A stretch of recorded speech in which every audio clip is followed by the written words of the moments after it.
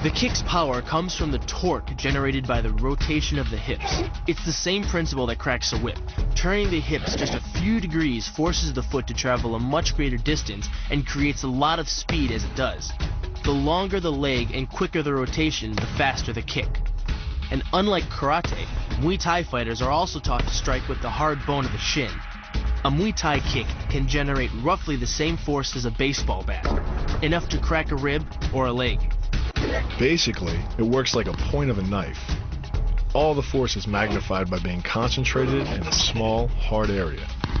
Even if the elbow doesn't deliver a knockout, it will almost always leave a nasty cut and often end a fight. Getting in close neutralizes the opponent's weapon advantage.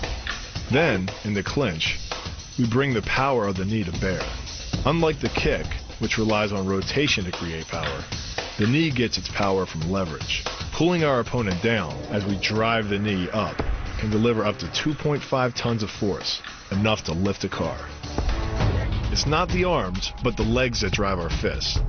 Like a piston, the explosive power of the legs is capable of generating hundreds of pounds of force, all to a very vulnerable area, the soft underside of the opponent's jaw.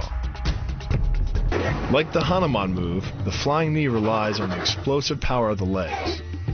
But rather than spread the power of our blow over two fists, it concentrates it into the spear point of the knee and combines it with the force of gravity.